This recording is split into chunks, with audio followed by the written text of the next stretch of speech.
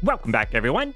In today's video, we are starting out in the city, which we have been away from for quite a bit of time. And originally, I was thinking we would spend more time working on it, getting some of these residential builds completed.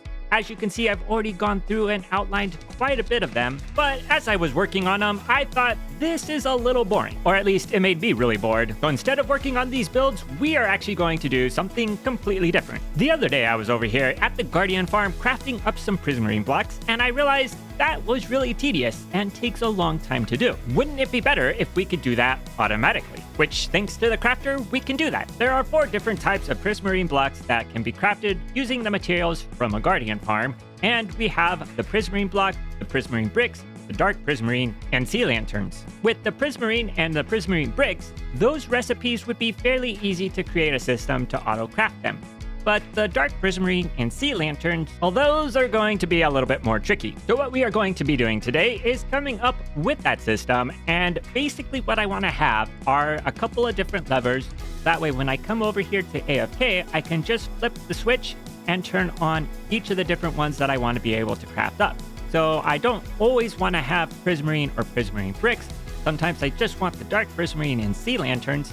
So I want to be able to have that ability to pick between the ones that I will be crafting up as I'm AFKing over here. So let's head over to a creative world where we can start designing this system. So here we are in a nice little world where we can start testing out a couple of different designs for this system and see what is going to work best before we start building it in the survival world. And a little disclaimer before we begin, this is a video where I am going to be trying to figure out a system that I am sure there are tutorials out there on how to do already. But the challenge that I've set for myself today is to try to create a system on my own without looking at any of those tutorials and see what I can come up with. So let's get started. The basic mechanic for crafting up these blocks will be fairly easy to put together. We're just going to have the crafter here and this crafter here, and then once 9 items fill in this area right here, it'll craft up whatever block that we want it to be.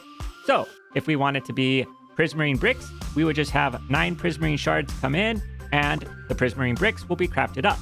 If we want to have the prismarine blocks, then we just fill in those sections right here, and then put in the prismarine shard, and we now have the prismarine block coming out. And about the only thing that this will need is that we will have hoppers on top of the crafter here for the initial feeding of the items, and we would probably add some hoppers on the side as well, so that way we could get 2 items going in here at a time, and it would just cause the blocks to be crafted that much faster. So the crafting of the prismarine and the prismarine bricks will be fairly easy. The challenge is going to come from crafting up dark prismarine and sea lanterns, because those recipes use more than 1 item.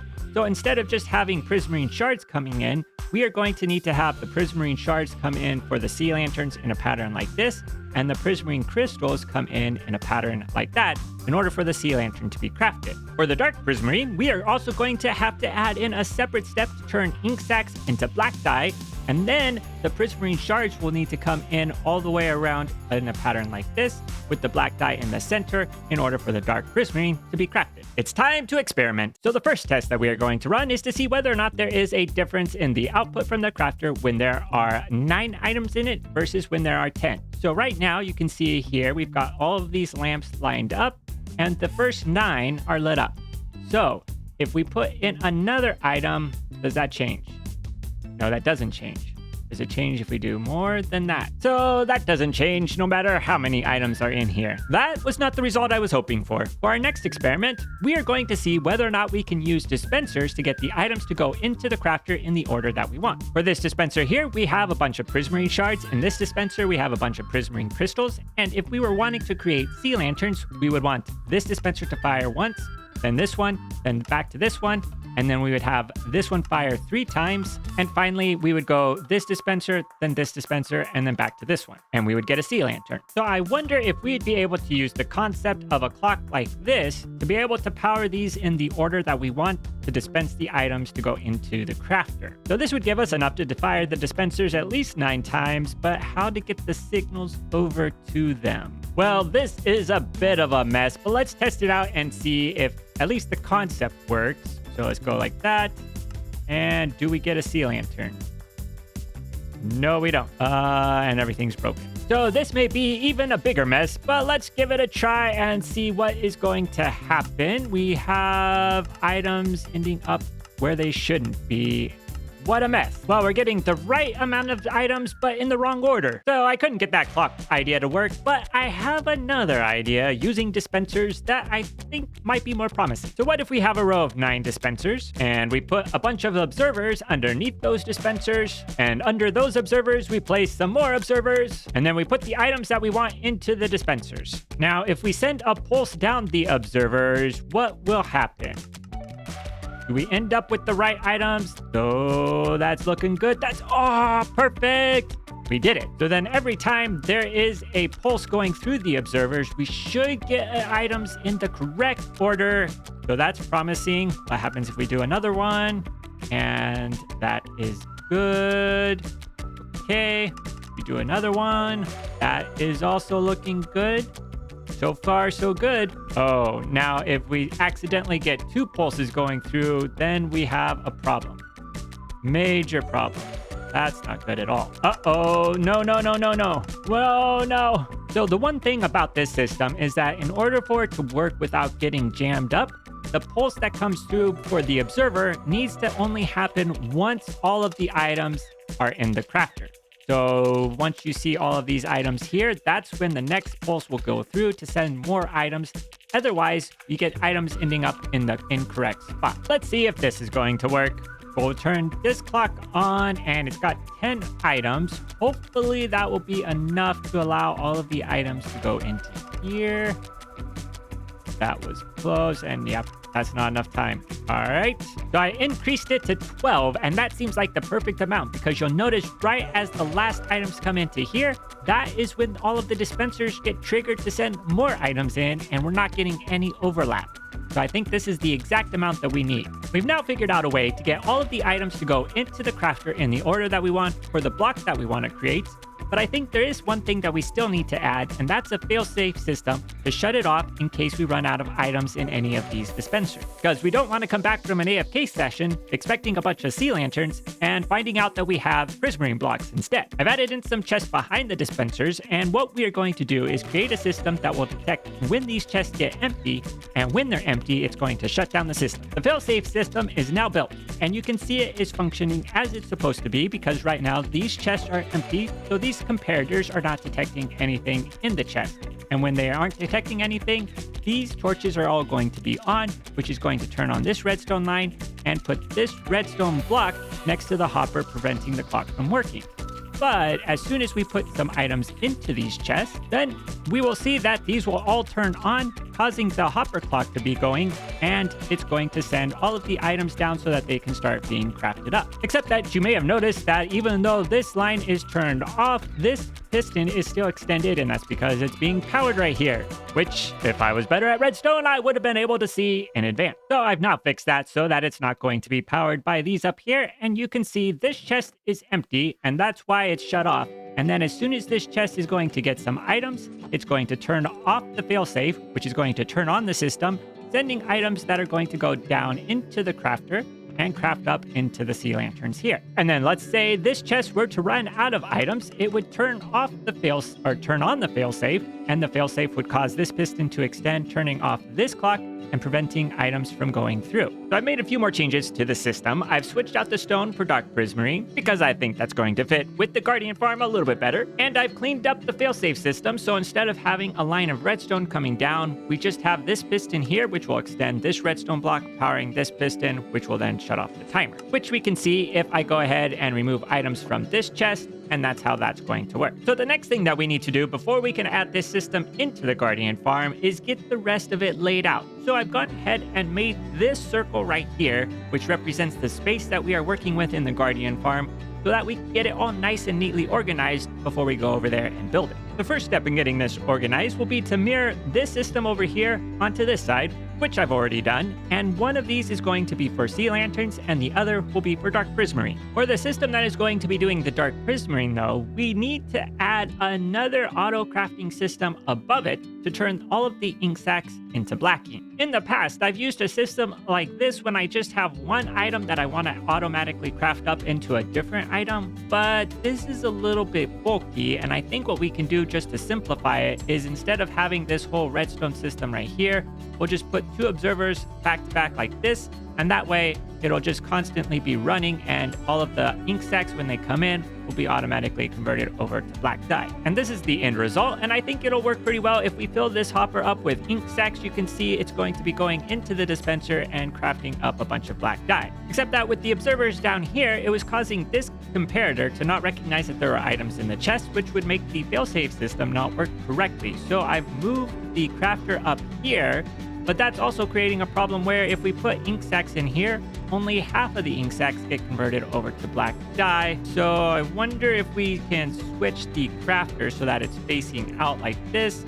And then if we put in a hopper like that, will that work so that we don't end up with any ink sacs coming through? And I always forget that you can't have a hopper under the crafter, and this should get that all fixed up. There we go. That's what we're looking for. But now that I look at this, we could actually make this system even more compact than what it is. Give me just a second here. I've switched up where the failsafe system is going to be detecting items. So instead of detecting items from the chest, it's going to detect items from the dispensers. This way, we are going to use all of the items in the dispensers before the failsafe system kicks in. And I've now built up the two systems for the prismarine brick and the prismarine block. Now it's just a matter of getting the item sorting and the item transportation systems added, and then this should be good to go. And the item sorters have now been added in, and I've now got the item transportation system set up as well. I ran a quick test just to see how everything was working, and I found a couple of areas that needed to be fixed. The first was we had to extend the walls all the way down, otherwise items would get stuck right here, and I had to do that on all sides of this system. The other problem I found was down here, where there was a full block right here, and it was causing this redstone to be updated with this observer. So I had to replace that with a glass block, and by doing that, we were able to keep this observer from updating the redstone, and we can now put the repeater on top and then replace these other blocks. So I've discovered that there are two problems with this system that we created between the failsafe and this clock. The first problem that we have is that with the failsafe system, because this block is being powered and it's above this piston will never retract. And in order for this to retract, this block has to go, and then we can update this redstone, and then you'll see that this clock will start functioning as it's supposed to function. But if we get rid of those two blocks, then our failsafe system just won't work. So I came over here and I lowered down the clock, thinking this would be the easiest way to fix it. But I discovered another problem when I did that. And this is probably a problem that I should have discovered when I was creating the failsafe system, but I didn't test it all the way out correctly. So the problem that we are having is that when this dispenser runs out of items, instead of this whole system shutting down, what happens is that it triggers this to go again, causing these items to not be going in the correct order. So you see that one went through correctly, this one went through correctly, and then because it's run out of items, of course, now that I'm showing you, it works correctly. Let's try this again. So I put some more items in here, and as they go through, let's see if it does it without creating any problems. Seems to be doing it without any problem. Okay then, I guess this is not going to be a problem we have to fix. Now that I've fixed up all of the problems that this system was having, we can take it over to the survival world and get it built. We are going to need to craft up quite a few different items, at least 21. We should probably get some more comparators. Let's get some more of those. We'll do at least another 10. That should be good for comparators. We're going to need a bunch of observers as well. We should probably get at least 25. I think that will be good. Where are my pistons? There we go. Let's get those crafted up. We are also going to need about 2 stacks worth of hoppers. We need a little bit more iron to get that amount. And let's see, there's the iron, and where are the hoppers? There we go. So that's 2 stacks of hoppers. And then the last 2 items that we are going to need are cyan glass and packed ice. That should about do it for the materials. Let's get back to the Guardian farm and get started building this. The first thing that we are going to have to do before we can get started with the building is to take down our current storage system that we have over here. Well, it didn't take too long to get this space cleared out, and we are now ready to start building this new automated system.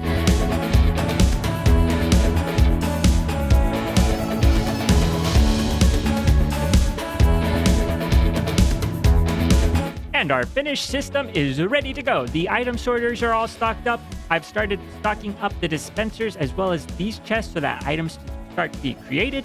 But before we do that in a full session, we are going to let this system run just for a little bit to see how it's going to work, because there's not a lot of black dye, and this will be a good test for the failsafe as well as the rest of the system to see how it's working.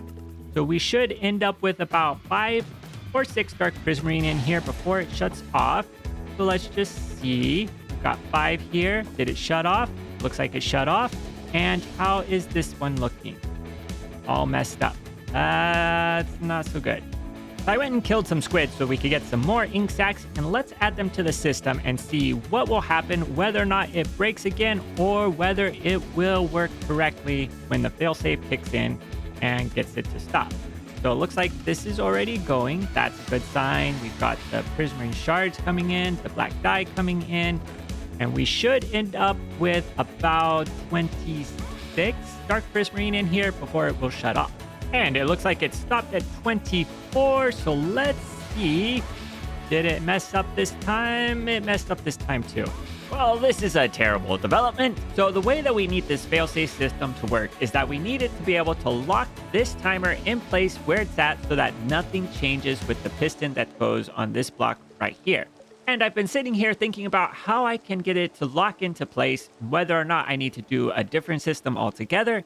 And then I realized that there's actually a really simple way that we can lock this in place, and that's moving this redstone block and piston from being over here where the hoppers are to over here where this redstone is. So if we were to put in 2 pistons and redstone blocks so that there's one on this end and one on this end, when they activate, it would lock these pistons into whatever state that they are. So I've built up everything here and it's already functioning because there's no blank ink in the system, and I'm going to go ahead and add some black ink and we will test it out to see how this system is going to work and whether it's going to work the way I hope it is. So I put in the black ink, and right now we should be getting the blocks getting crafted up. So we've got this one here, and let's see whether or not the system is going to kick in. Should be pretty soon because I only put in 5 of the black ink. And there we go. So it locks in place. And do we have it breaking down? So far, so good. That looks perfect. We've fixed it. Everything is now in place on both sides. And I think we are ready to test this system out. So I'm going to head up to the AFK platform and we're going to let it run for about an hour and see what happens. All right, it's been just about an hour and let's see. We have crafted up so many sea lanterns. That's excellent. How are we doing over here? Perfect. On dark prismarine, that's looking good. And how are the systems here? These are actually looking like they haven't clogged up at all, which is excellent. That shows that our failsafe is working just fine. And let's see how we are doing on items up here and whether these chests are filling up. Ooh, that's good. Good, good. All right. So you can see here that I think we are going to end up with plenty of items in these chests as it works its way down, definitely over time. Not as many items are going to come out as go in. So that's going to be good. And then we should start to see some items ending up in these chests down here, which are going to be the regular prismarine blocks as they're getting crafted up. But we'll probably have to let this run for a longer time than just 1 hour before that's going to happen. I am super excited to have this system completely finished, and it's going to save me so much time because I won't have to come over here and craft up all of the blocks that I want. They'll already be crafted up and ready to go. But I think that's going to do it for today. If you enjoyed today's episode, please leave a like. If you want to see more, please subscribe. And until next time, see you later.